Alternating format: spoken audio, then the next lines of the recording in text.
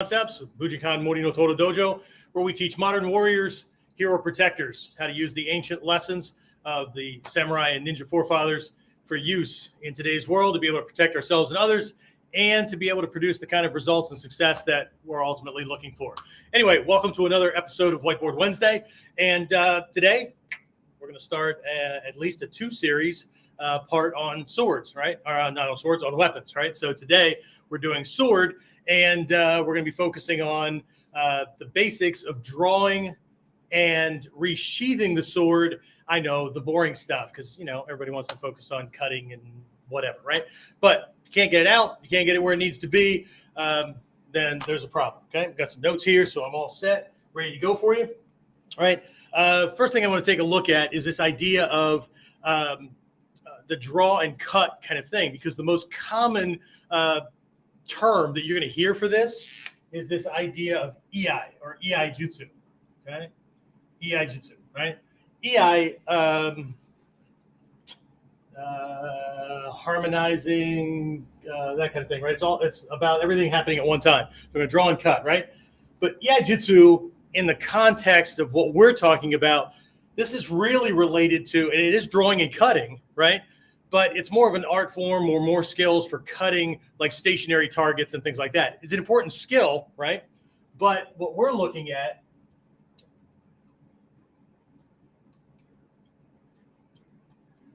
right, is this idea of Battojutsu, okay? So essentially, they're the same. You're doing a draw and cut. The difference is that this is practice. This is doing it under pressure in combat against somebody that's looking to kill you, right? It's a huge difference, okay?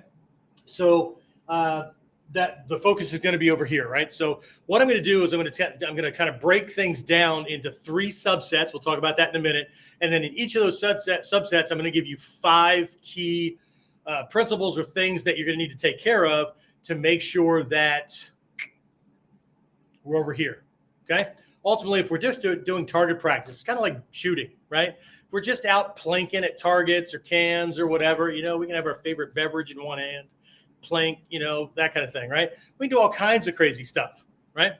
But practice should be different if we're looking at the idea that there's going to be incoming fire, right? And so we're going to have to do things a little bit differently. Are we still pulling a trigger and sending a piece of hot metal downrange? Of course, same thing, right? We're sending a big old sliver of sharpened steel in a given direction, but the context is different. Okay, and while we're on the subject of this, like handgun, gun training and whatnot, right? So this idea of this idea of drawing practice, drawing and cutting, resheathing, those kind of things, right?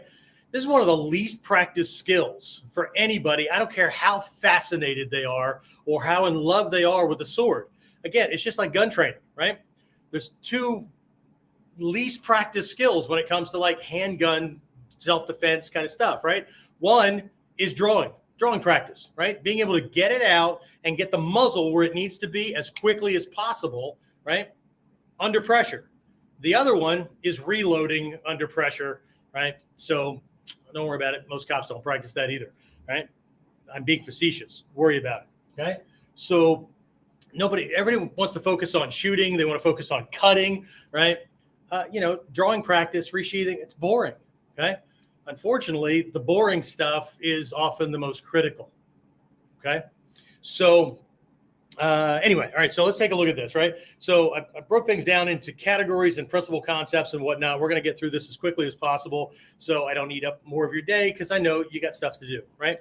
I know we've got numbers popping in and numbers popping out. I'm sure some people are popping in because they expected me to be like being a trained monkey and demonstrating things, but if you've been following Whiteboard Wednesday for a while, you know that this is the tactical, strategic, big picture kind of framework because I'm assuming that most of you already have the training. And if you don't, it gives you something as a litmus test to go find correct training, right? Whether that's with me or somebody else, okay?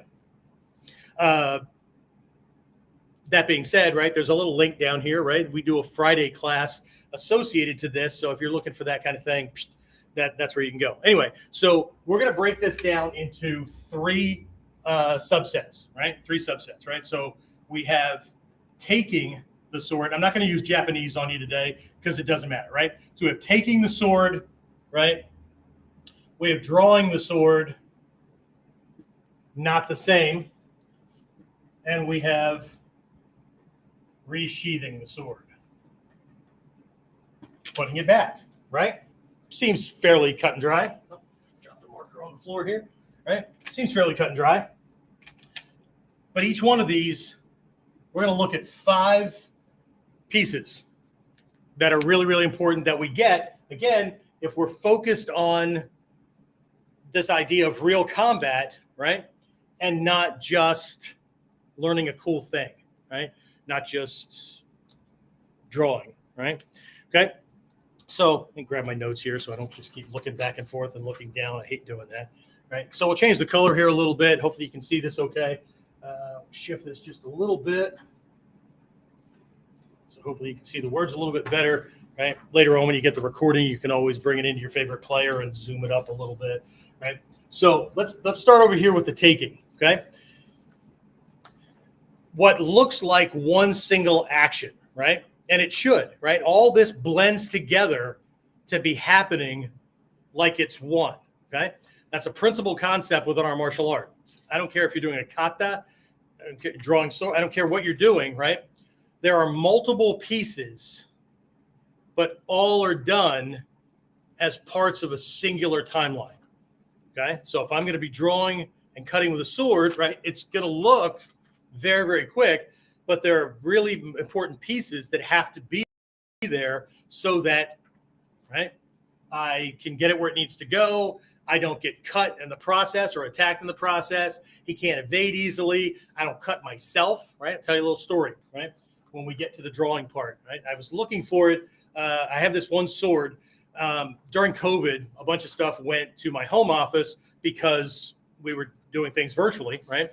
And I have this sword. It was my very first live sword.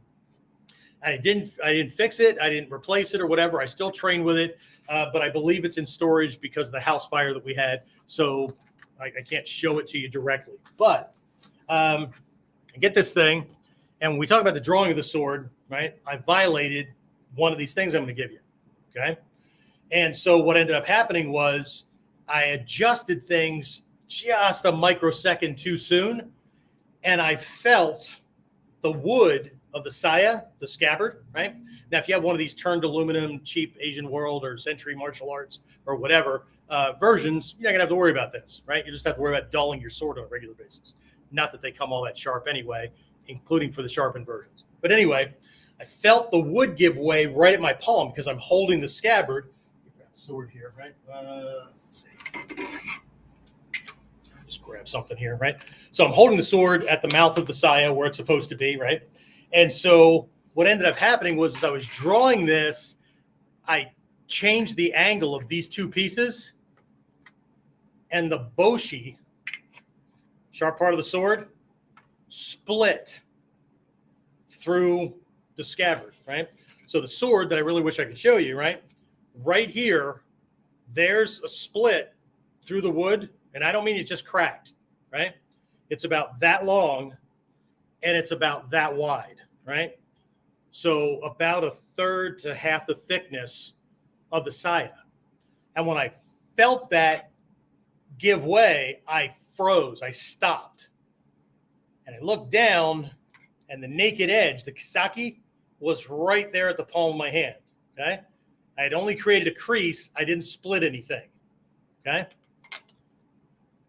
So getting these things wrong could change everything. Kind of like these yahoos on YouTube that, you know, they're showing draw and shoot kind of things, except they don't have a whole lot of practice. They just want to be the guy that's telling everybody else the right way to do it.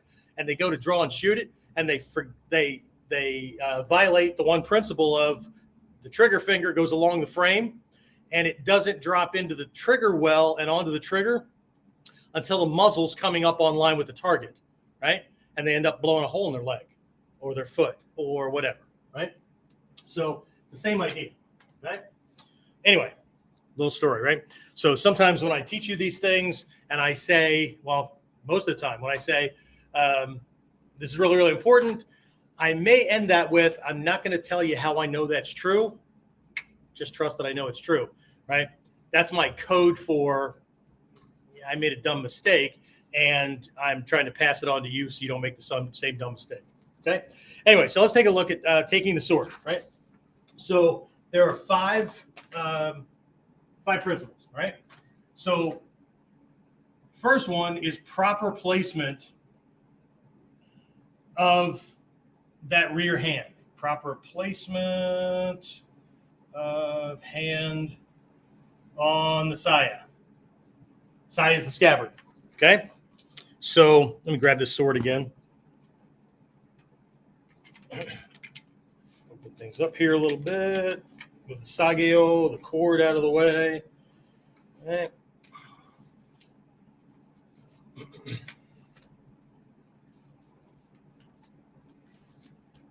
Long ninja sageo. Lots of reasons for it to be longer than the samurai version, but it's okay, right? Later on, we'll do, there's some training I'm making right now that's going to come out about the etiquette and wearing and different parts of the sword and whatnot, right? So we'll be teaching everybody which side is the omote side, which side is the ura side, that kind of thing. Because if you're going to read or try to translate the techniques as they're written in scrolls, some of those are going to be important to know, right? Okay. Also, I need to make sure that students learn the proper lessons. So as Someya Sensei, right, one of the senior teachers in Japan, as a matter of fact, the only one that has a direct lineage, right, he's a direct descendant of samurai, okay? He's very, very particular about etiquette. And I remember doing a sword class with him one time. We covered a lot of these things. And the main premise for teaching that class was because he was tired of people being, what do you call them? Embarrassments to the Bujinkan. The guys that go to sword shops and all that kind of stuff and have no idea about the etiquette or anything. They think they're just going into a shop like they would country or whatever, and it's just a sword, man. You just go in and you just buy it. Yeah, no, right? Starting with the fact that all sword only ever have one owner, and when you walk into a sword shop, the shop owner is the sword's owner. So you run the same etiquette as though you were, being offered a chance to look at someone else's sword or whatever. Same etiquette, right? So let's work to not be embarrassments to the Bujinkan, to Ninjutsu, to the Grandmaster or Grandmasters or anything, right? That'd be a good first start, right? Otherwise, people are just walking around talking smack but don't really know anything, okay? And it's one thing to regurgitate information or lessons, parrot it back, and a whole other thing to actually be a living example of those lessons, okay? So anyway, with this, I'm actually going to break the seal here a little bit, right? So what I mean by proper placement is that your hand goes at the mouth, right, of the saya. Not down here, okay? Not here, because you'll open yourself up when the boshi comes out, right? Right here. This is going to be really important, okay? It's going to be even more important when we're doing the resheathing, right? So correct positioning. So when I'm carrying this and it's in the belt and I'm walking around, it's right where it needs to be, okay? This is going to be important for a next step kind of thing, all right? When we get to the drawing part, I'll just leave this here, okay? So that's one, proper placement of the hand on the saya for readiness, right? The whole idea is you never know when you're going to need to pull this. So let's shift this a little bit here. There we go. All right. So we need to be ready, okay? Let's see. Okay. Number 2 for taking the sword, which actually starts to cross over into drawing, but not yet. The sword's not coming out. Okay. But we need to disguise. Let's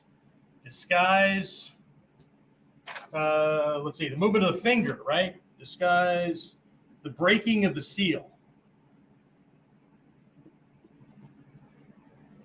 Okay. So what I mean by that, right? Now I've got some swords that are well worn and whatnot, and we're going to be doing some repair work and fixing and all that. This is way too loose, right? This fitting right here is supposed to fit snugly in the mouth of the saya. So when you do this, that doesn't happen, okay? But normally what ends up happening is you have to break that seal. Otherwise, it's going to get hung up and it slows you down, right? So one of the most common ones that you see is this thumb, right? right here, okay, we'll do this, right? Please make sure you're beside the blade, not on top of the blade, okay? Beside the blade. But anybody that's trained or knows this stuff, it's kind of like anybody that's trained with handguns and whatnot will know when somebody's going to go for their weapon, okay? So see how this is, right? If I face you, see that, right? The knuckle, right? You'll be able to see if I break the seal, even if you can't see the sword itself move, because you'll see that knuckle disappear, right? So ninja tend to do it this way. So we will put our thumb right where it's supposed to be, but use the index finger so they never see the knuckle disappear. Okay, it's a sleight of hand kind of thing, right? Sorry, I'm holding it at a weird angle here because of where the camera is, right? But we move this so the knuckle doesn't move. Okay, and if this is on their sight line, right, they won't see the sword move as easily, right, as if we're kind of off it and not. They'll be able to see that, right? But what we want to do is disguise this. We want to disguise this piece so he doesn't know that we're prepping to go. Okay. All right, we'll just leave this here. Dun, dun, dun, dun, dun. All right, number three, and these are in no particular order. I just sat down to do the notes this morning and just started typing things out as I was going through drawing the sword in my head. All right, so let's see. I'm sure I have this. Okay, so we're going to move the sword. We're going to move the weapon, right, to our drawing hand. Right, drawing hand, not the hand of the weapon. I know this contradicts a lot of things, especially if people have gone out to these other sword schools that started out as really, really good traditions, but they haven't had to use things for real combat for a long, long time, right? And now they're more of a Zen meditation kind of thing, right? So what you'll see is they'll go from here, right? And then they'll reach over to take the sword. If you do this, you're going to lose this hand or you're going to lose your body because that's the go signal, okay? So what we want to do, right, if I'm facing you this way, right, this way, I want to walk this hand to here while also feeding this over. So it looks like this. This comes up from underneath because the sword is being carried to the hand, right? This way, not this way. Okay? So I need to get rid of as many tells as possible because, well, it's not poker. You don't just lose a whole bunch of money. You lose a bunch of other things, right? Okay, number 4. Okay? This is all happening, right, almost at the same time, okay? So we're going to rotate the scabbard, the saya, right, to correct angle,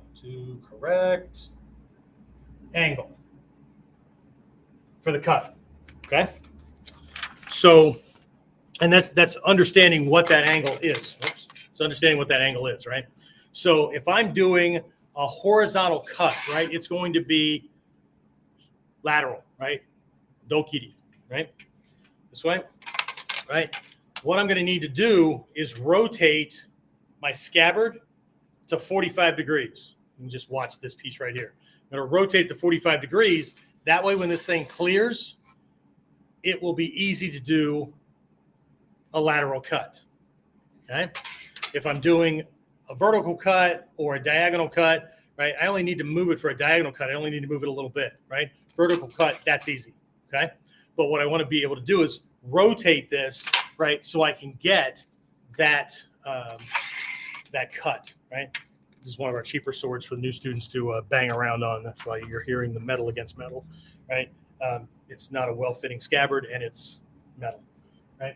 Okay? So rotating the scabbard to the correct angle for the cut we're going to be doing, right? Now, again, this is one of those crossover kind of things because it's going to happen. You can either preset it or it's going to happen during the draw, right? So your left hand does something, your right hand does something to complete one singular action, okay? Let's see. And we're going to take the sword, the tsuka, the handle, right? We're going to take that. Take tsuka, the handle, right? With the webbing, webbing of the drawing hand. Okay? Probably going to end up erasing a bunch of this stuff because I need to make room, right? So, because this is rotating, or I'm going to come straight up from underneath, I want to grab it so that when I send it out, it's in its strong position, right? There's also this correct position later. I don't think I have this in my notes, so we'll throw this in as an extra, right? Holding it along the lifeline, right? So it's like in hammering position, right? But I'm able to touch the tsuba, the handguard, right? This part, with this section of my finger. That's your break. So when I'm breaking the sword, I don't mean breaking it, I mean stopping it, right? I'm going to extend that finger, right? Because that's the break, right? If I don't have my hand in the right position, if I'm up too close to the tsuba, it doesn't work the same, right? If I have it too far away, the weight of the sword is going to carry me farther, okay? So I want to take that. Now, here's again, you have samurai, right? You have the conventional skill. For us to study ninjutsu, we have to understand that we're responsible for studying 2 sets of skills, okay? We have to know the conventional, right? But we also have to know the ninja variations. And ninjutsu is a variation on the conventional. So if you don't know the conventional, 1, you can't beat it because you don't understand it. And 2, how do you do a variation of something you don't know, okay? But in the Togakure school, right, our oldest ninja lineage, right, it doesn't matter how you grab the tsuka, okay? Now, that's not carte blanche for you to just go and do whatever the hell you want, right? The idea is to get it out as quickly as possible. You're also looking at a shorter sword, right, a shorter blade, right? You're getting it out as quickly as possible, so it doesn't matter how you grab the tsuka, because sword work in Togakure, right, is not based on conventional sword. It's based on spear, okay? So your first action is to get this out and get it flipped over as quickly as possible to do a stab at the face of the neck. See how far away I am, right? So I've drawn this, right, flipped it over and stabbed, and now I can grab it the way it needs to be grabbed, okay? So it's very, very different, okay? But again, the premise is different, right? So let's see where we are here so far, right? So taking the sword, I'm just giving you 5 points today, right? Are there other ones out there? Sure, of course, right? But there should be plenty to work on, right? So proper placement of the hand on the saya, right? At the mouth of the saya. We want to disguise the breaking of the seal so that we're not giving away our preparation to bring that sword out live, okay? And we have to break the seal because if it's secure like it's supposed to be, you're going to end up with this snug thing. If you've ever seen the movie Spartan? No. Gladiator with Russell Crowe, right? There's a point. He was this general, right, in the Roman army, and he was arrested, thrown in prison, right, because he was, the Caesar felt threatened or whatever, right? So he's taken out by a couple of centurions out to the woods one morning, right? And they're going to kill him, right? And then they're going to claim that he escaped and all that kind of stuff, right? But he does this little spiel about how people know how to cut.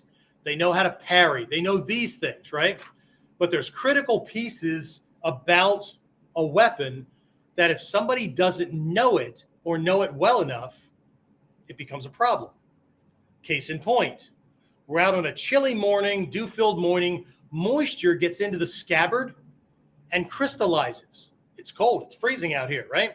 And what that does is it causes a problem getting the sword out because you have to break the ice free. And as he says that and he goes into action, all the centurions that are trying to respond are having a hell of a time getting their sword out. He kicks their ass, runs off, that kind of thing, right? But it's about knowing the weapon, right? People don't take knowing the weapon, well, they don't take knowing techniques or anything far enough, but they don't take knowing the weapon far enough, okay? Because as Hatsumi Sensei is always taught, knowing how to use a weapon is only half of mastery. The other half of mastery is knowing how to beat that weapon, So you have to know its flaws. You have to know where the problems come in. Okay. So we want to disguise the breaking of the seal. Again, this is part of not giving any tells, right? Move the weapon to the drawing hand, not the hand of the weapon. If you do this, right, that's his sign to go, right? And typically what will happen, they don't even have to be at distance to kill you. All they have to do is lop this hand off or cut it so it doesn't function, okay? I want to rotate the scabbard to the correct angle for the cut, right? So I have to know what that is, right? Ultimately, if you practice this a lot, I have a bonus lesson at the end for you that has to do with practice, right? But if you practice a lot, you won't have to think about what the angle is. You only have to know where the target is, and everything else will just go there because you're that adept at using the weapon, right? But this goes the same for stow, shukiken, whatever, right? Okay. And then we're going to take the tsuka. Conventionally, we're going to take the tsuka, the handle, right, with the webbing of the hand, and we're going to take it at that place, that spot, where when I draw it, right, it's seated in the hand correctly at the proper distance from the tsuba, and the finger can act as a break, okay? But I have to be able to do it without looking, without thinking about it. It just goes there, right? And this just comes from rote practice again and again and again. As Tanamura Sensei, Hatsumi Sensei's cousin, the one that broke away way back in the 80s to form the Genbukan, as he tells students in the student handbook, you practice to the point of regurgitation, right? It's just so freaking boring. It's just the same thing over. You practice to that point, clear your system, and train some more, okay? People typically don't do that because it's not entertaining for ego. They want to get on to the next entertaining thing. And that's why most people's techniques and skill sets are mediocre at best. Okay. All right. So I'm gonna have to make some space here. All right. Later on, you can look at the recording. Well, you know what? What I'll do is I'll just have this thing converted to PDF, and we'll send it out so everybody has it as kind of a worksheet or a checklist or something like that. Right. So that'll be on. If you're on YouTube, it'll be down in the description section after we get all this stuff kind of adjusted and whatnot. Okay. All right. So let's look at the 5 points for taking the sword. Again, the 5 points I'm giving you today, not the total 5 points. I'm not arguing with anybody about anything, right? These are the 5 I'm giving you, right? Okay. So drawing sword, right? All right. So here's number 1. And this is the one that I violated when I split the scabbard. Remember when I almost chopped my hand off or cut my hand in half? Okay. That story at the beginning, if you missed that because you came in late, well, you have to wait until it's all over and then watch the recording. Okay. So the lesson is the blade. How do I write this? The blade doesn't attack the scabbard. Just trying to keep this short, right? The blade does not attack the scabbard, and the scabbard, the saya, doesn't attack the blade. Okay? So what's missing inside this turned metal scabbard, and if you end up hearing this kind of sound, it's because in these turned aluminum scabbards, cheap scabbards, right? Again, I have these for new students to bang around so that we're not wasting really good things, right? Normally, there's a plastic fitting here and here. Sometimes they'll put one right here. And it's a plastic fitting that's shaped to the shape of the scabbard and then has a slit in it that the blade passes through. Without that, hear it? Okay, it's scraping against the inside because this is missing this fitting. Okay, so when we draw, what we want is a clean, as quiet as possible draw, so that because if this bites into the scabbard or the scabbard bites into this, one of two things will happen. Either the sword will split through the scabbard and you will cut off your hand, right? Like I almost did, or it'll get jammed up, because good swords that are handcrafted the whole way through, the scabbard is designed after the sword is created. So nothing is mass produced. And then the blade is laid down on the wood that's being used. It's traced out and then both sides, right? There's two halves, right? Both sides are chiseled out and opened so that it is a perfect, fits like a glove kind of thing, right? So you don't have a lot of wiggle room, okay? So the idea is when I'm drawing, I want to make sure that my hands move apart, right? Not in an arc, okay? So that's number one, right? To me, that's one of the most important ones, probably because I almost cut my hand off, right? But anyway, right? You never forget the lessons you messed up, right? Right? So number two is that the drawing is actually, we'll call it scabbard centric.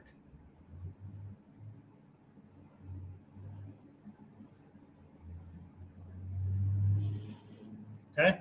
What that means is that the scabbard moves off the blade more than the blade is moving out of the scabbard, right? This is really, really important, okay? I know I've mentioned this in past episodes, but just in case you're just first joining us, right? Pop quiz. What was the average height of a warrior during the Sengoku Jidai Warring States period when our art was being laid out, or in that time frame? Okay, tall Japanese is relatively a new thing when they started to adopt more of a Western diet. Of course, they also started to adopt more Western diseases too. So average height, 4'2".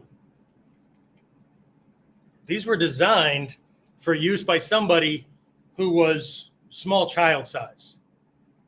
Same thing with your staff, spear, and all that. The weapons are the size, right? So if you're having a problem wielding these things, imagine somebody a third your size. Okay? If you're way taller than me, then maybe even half your size. Okay? So I'm 5'6" and change, right? When I first started learning this stuff, when I broke this rule, I have a hard time getting this blade out of the scabbard.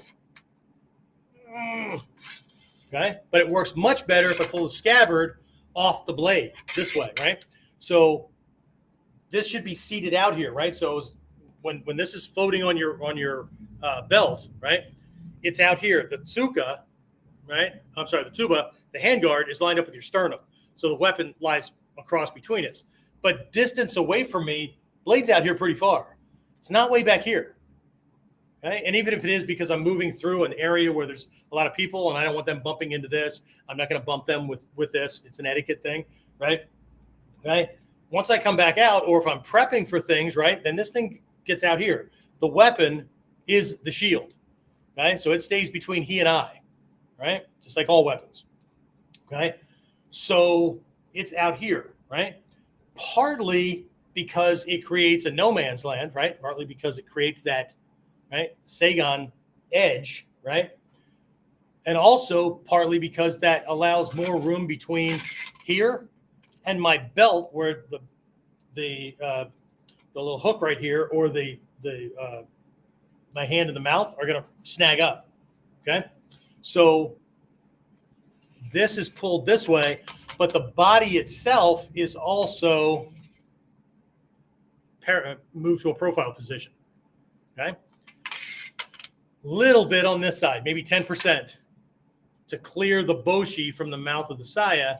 And then it's brought over into position with this levering kind of action.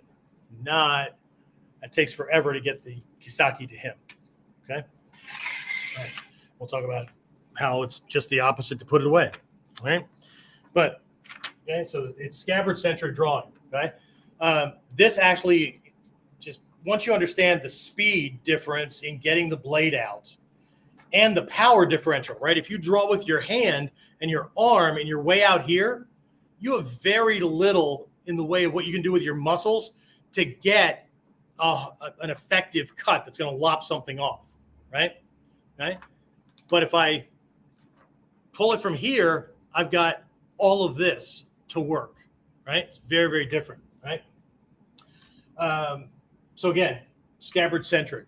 Think about drawing the scabbard off. But once I understood that speed differential, I started working with that with my defensive combat handgun skills. Okay, so now I no longer draw the weapon up out of the holster this way to get it out, because see how long it takes for the muzzle, that little hole that the bullet's going to come out of, to get on target, right?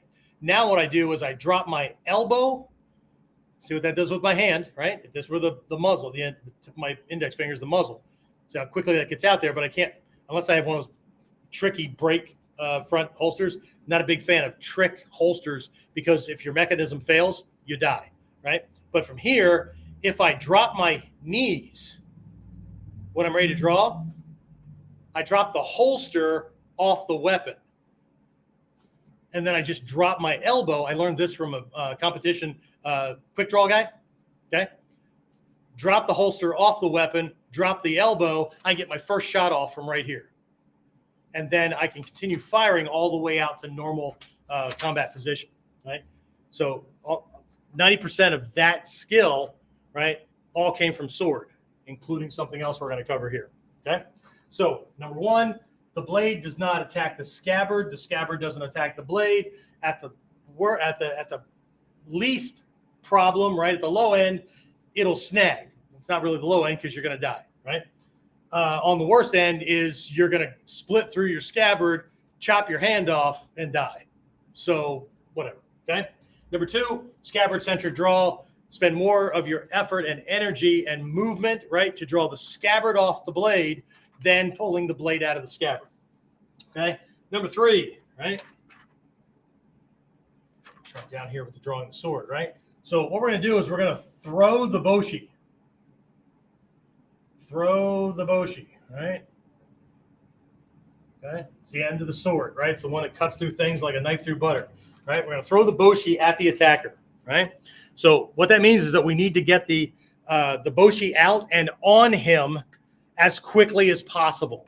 So what I see from people, and the mistake I used to make all the time was this kind of a thing, and then it's out here, right? What I need to do is rotate this thing in space right in front of me, this way, so I can get this boshi out at him, because that's the live part. And in ancient Japan, the only swords that were sharpened from boshi to almost the tsuba, right, were ninja swords. Most swords, and this is why our hand claw thing works, right? Most swords, the kisaki only went a third to half the blade. The rest of this wasn't sharpened, okay? So I need to get the working end at him, and also the blade is the shield. So I need to get this, the live part at him, so I can start doing work and get it into shielding position, right? It's another big mistake that people make once the weapon is out, right? Let's see if I can create some more space here, right? If I'm in this Dai-Jodan, right? People tend to do this big movement, right? And it takes forever for that. And I know it happens, it still happens fast, but it takes forever for the working part of the sword, the part that's going to do the most with the least amount of effort, takes too long to get to him. What I want to do is throw the boshi by levering with this back hand to the front hand pushes out. Boom, this way. I want to throw the boshi at him so I can get, again, working area out there as quickly as possible, but also getting the weapon into shielding position as quickly as possible. Okay? Remember, this is about live combat, not just about like a martial artist who like I'm thrilled. Like swords make me all warm and fuzzy, dude. Okay? All right. Number four. All right. This is going to take experimentation for you and your body size, all that kind of stuff, right? So we're going to learn which parts of the draw and cut are done with the hand, the arm, and the body/legs, okay? So what we're going to do is learn to sync body parts with parts of the draw, okay? How do I maximize speed, maximize control, find a happy balance, and be able to make things happen? So here's just one example, okay? I don't need my arm, elbow, shoulder, whatever, to get this thing over. As a matter of fact, there's a lot of torque on that, radiates to my spine and my legs, and if my upper body is doing too much work, it's impossible to get out of the way quickly at the same time. So there's that lever. Remember I said on taking the webbing. Finds it, little finger, ring finger, middle finger. My hand does that part. not my wrist, my hand does that part. Okay? My arm does that part. My body moves it in, moves it out, changes angle, whatever. Okay? On the draw, we talked about the scabbard going so far, hand doing a little bit more. But if I profile and open my hips, it's probably too low for you to see. We do it this way, right? We do this, right? Still got lots of extra up here with the arm, right? But it's still not clear. I just opened my hips. That also made things way more flat for me, so I don't take off my ear in the process, right? Well, I'll be bending over at the waist, pretending the ear's, I don't know, some escapee from some prison somewhere, whatever, all right? Number 5, I've mentioned this again and again and again. Keep the sword in shield position throughout the draw. Number 1 rule of all weapons, I don't care what the weapon is. You keep the weapon between you and the bad guy. Are there exceptions to the rule? Of course. We're a ninja. There's always an exception to the rule, but there's a reason for the exception. Okay? So keep the sword in shield position throughout the draw. Avoid doing what those only concerned with iaido do, right? Which is this reaching over and grabbing, or they're like over swinging, right? Because they're trying to cut all these targets and stuff. So they'll over swing and whatnot, right? I want to make sure that I'm keeping the weapon between he and I as much as possible, right? Because the Japanese didn't believe in shields, right? There was a small shield that archers used at certain points in history, right? And that was just to keep them alive for another shot or two when a whole volley of incoming arrows were coming in, and they were loaded to do the same thing. So it protected the life-sustaining organs, right? But the Japanese typically did not buy into the shield premise. Your weapon is the shield, okay? All right, so weapon as shield. It's the same, okay? Awesome. All right, so let's see where we are on time. All right, we got to zip through this thing. Got one more to do. We're going to do the resheathing, right? So let me lose a little bit of this so I've got some space. Again, we'll make sure that everybody gets the PDF of my notes, the outline that I'm working off of. We'll try to turn it into a checklist or something like that so that you have it to work from. Again, are there more than these? Yes, of course, right? But I'm giving you 15 principles in, give or take, about 50 minutes, okay? 50, 55 minutes, okay? That should be more than enough to keep you busy for a while. All right, resheathing, all right? That's number 1. Keep the weapon in shield position during the entire resheathing process. Okay? Weapon is out. Okay? The whole time that I'm resheathing the weapon, I don't care if it's the end of it or the edge of it or whatever, it stays in shield position because I may need to draw again, right? I may be putting this thing away and need to go into action again. It stays between me and the attacker, right? If this isn't you, ignore this statement. If it is, this is for you. Stop doing this dumb shit. Right? You're not paying attention to anything. This is about real Budo. This is about real combat. Right? The fight's not over just because you think it is. Right? So keep the sword in shielding position so it's easily redrawn throughout the resheathing process. At every stage, the sword should be able to come back out on target. It shouldn't be in some weird position. You shouldn't be torqued, whatever. Okay, remember, if warriors that were 4'2" can do this with a 28 to 36-inch razor blade, same design, same layout, we should be able to do it. The shortest of us are taller than them. Okay? All right. Number 2. Okay. Proper position of the saya hand to both guide and support the blade during the process. Position of the saya hand. This one I'll show you. This one I will show you. All right. So At the very beginning, when we were talking about taking the sword, number one was your hand being at the correct position at the mouth of the saya. This way. Okay? This way. That way the hand is in position to break the seal, right? It's there. It's even more important putting it away. This position right here, right? Cut. I've cleared the blood from the blade. I bring this thing back up into this position, right? I should be able to hold the scabbard and the sword with the same hand, 2 fingers. Now, this becomes the guide. All I have to do is follow the blade, pulling the 2 apart. I'll feel it fall in, and then I can do the next part, okay? It's to feed it in. It keeps me from looking at that and allows me to continue scanning, right? Just because I took this guy out doesn't mean that things are over, okay? So that's going to take a little bit of work or not. Maybe you're just automatically or you're the Soke's prodigy, right? All right. I just covered this. Number 3. Don't take your eyes off the attacker or your environment during the whole resheathing process. See, everybody thought I was just going to talk about putting the sword away, right? It's because people don't think big enough, right? It's because they only focus on martial arts techniques or martial arts skills, and they're not focusing on combat and how those things fit in to the reality of what's going to be going on, right? Which is why people that are, shooting and whatnot, right? Up to a certain range, right? Instinctive shooting.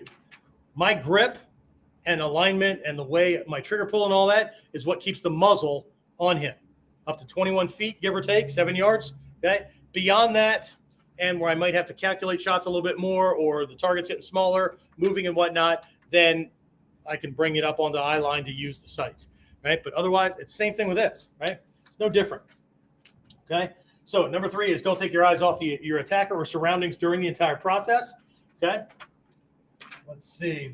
Next one is the reverse of, where the hell is it? It was, there you go, scabbard centric, okay? So we're going to slide the scabbard onto the blade, not slide the blade into the scabbard, okay? Basic physics, okay? This is how I'm taking it off, right? This is how I'm putting it back on. The reason for that is if I'm scabbard centric, this is easy, right? If I'm doing this, I have to re-engage opposing muscle groups because I'm firing muscles to do this, and now I need to draw, and now they're going to fight each other for an instant, okay? So what I want is this so I can easily do that again. Keeps this out between he and I, okay? So whether it's drawing or sheathing, resheathing, right? Okay. Scabbard centric. Okay. Scabbard centric. All right. Number 5. Here we are. Almost at the end of the lesson, right? Slide the sword back into proper carrying position with the weapon between you and the attacker, right? So let me slide this into my belt. My belt's not tied for sword work today, but we'll make it work, right? So here, right, we've got this, it's out, right? We're shifting, bringing things up into place, and then I want to bring it back into place. Again, proper position between he and I. Learn this angle, right? You should have learned this angle already. It's in this kamae. Same, okay? Okay, so you're sliding the sword back into the belt. So if you need to draw during that process, you're already moving in the right direction, right? You're not putting it in and then just kind of like flopping it in place or just letting it be or whatever, okay? Remember, real combat, okay? All right, bonus lesson for you, okay? Promised a bonus lesson about practice. My students have to memorize this and cite it. All I have to do is say half of it anymore, and the rest comes out, okay? So, learned this a long time ago from master teachers in Japan, okay? most students practice. Well, I'll take that away. Most good students practice until when? What point? Until they get the technique right? We'll just use it, right? Until they get it right, until they get it correct, okay? Most good students. Most students practice until they think they have it, right? But most students practice until they get the technique right. I don't care if it's a sword drawing. I don't care if it's seion, shiaku, rolling, whatever, okay? Don't practice until you get the technique right. Well, that made your brain stop, didn't it? Okay? Why would I not practice until I get the technique right? You have to go beyond that. You have to go way beyond that. Okay? All right? Just like when we're doing combat throws. Okay? You have to go beyond the ability to whip somebody into the ground. What's beyond that? Okay? Well, in training, if I'm working with my partner, hopefully I'm working with somebody that has good break falls. But the stage above whipping somebody to the ground at that point, right, is to be able to take away their ability to take ukemi. So I have to know mid-throw whether my partner is able to take ukemi or not. And at the moment I realize he's not, I need to be able to gear down just like that to help save him. That's what's beyond being able to do the combat or the technique combat style. Okay? There's always an ability beyond, just like in the Heart Sutra. Okay? Gone beyond enlightenment. In this, gone beyond what most people think of as mastery, or at least, acceptable, mediocre proficiency. Okay? So what's beyond? Don't practice until you get it right. Yes, of course. I do want you to practice till you get it right. I don't want this to be your stopgap. Okay? You practice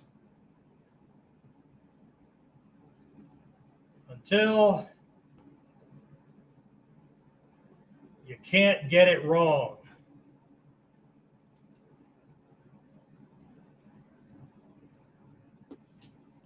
If you still have to think about where your hand goes, how to draw the sword, when I'm taking it, flipping it over, you saw my finger kept catching the tsuba with that gap. That comes from hours upon hours upon hours of rote practice, right? So I don't have to think about that because I got incoming fire, right? I got somebody trying to kill me, and I also need to avoid that to make sure I don't get cut or at the very least more than nicked, right? I need to be able to target something that's going to take him out of the fight as quickly as possible. I got other shit to think about other than how to do the technique correctly, okay? So this is only half of it, right? But we don't practice, right? I'll say this in class. I'll look at students and I'll go, we don't practice until we get it right. What do? Everybody will say, we practice until we can't get it wrong, right? And that's the point, right? But that's going to take a lot of boring, rote practice. Great. When you're bored, your left brain lets go and starts wandering and thinking about other things. If you can do this while you're thinking about other things with your left brain, you're in the right direction. Okay? Anyway, all right. So that's today's Whiteboard Wednesday. Iai Jutsu, drawing and cutting, right? It's the same thing. The difference, this isn't just an older term. Battojutsu is this, under pressure, when the risk of failure or the payment, consequences of failure is death. Okay? Here's a little thing. I was just speaking to one of my students earlier. He's a pastor, right? There's this term sin that keeps coming up, right? It's used a lot in the book of Romans in the Bible. Okay? I know I study all these other things, right? But that doesn't mean I don't study other religions. Okay? So people use sin, they use karma in a whole bunch of other ways, right? But historically, the word sin was an archer's term. And it means, or meant, right? Originally meant to miss your mark. So the phrase from the Bible, the wages of sin are death. If an archer continued to miss his mark, swordsman can't hit his target, you can't hit things well enough to shut this guy down, you'll die. Okay? Now I know it takes on other meanings and other nuances and all that, but the original meaning historically, right? Just like understanding about the rich man can't get into heaven. It's easier for a camel to pass through the eye of a needle and all that kind of stuff, right? If you don't know what they meant by an eye of a needle, and you're thinking about that little sliver of metal that a piece of thread goes through, you're not in the right ballpark, right? I don't care how you translate it after that. If you don't understand the original reference, everything else will be flawed after that. You can make it make sense, okay? But we want to get to a point where we won't be sinning. We won't be missing our mark. Taking it, drawing it, engaging the target with it, or putting it away. If you miss your mark, you could luck out. You don't get caught in that moment. You miss your mark often enough, c'est la vie, or not c'est la vie, right? C'est la vie, such is life. Well, you miss your mark. I don't know what the word in French for no is, but you won't be c'est la vie, right? Anyway, that's it. That's it for this week's Whiteboard Wednesday. Gave you an hour class, right? Hopefully this was enough to get you going. 3 categories, or breaking the draw and resheathing down into 3 stages. Each stage, I gave you 5 points that are important in those. Are there more? Yes, right? Depending on the teacher you're working with or whatever. But this should be enough to get you going, right? So 3 subcategories, or breaking that into 3 sections, right?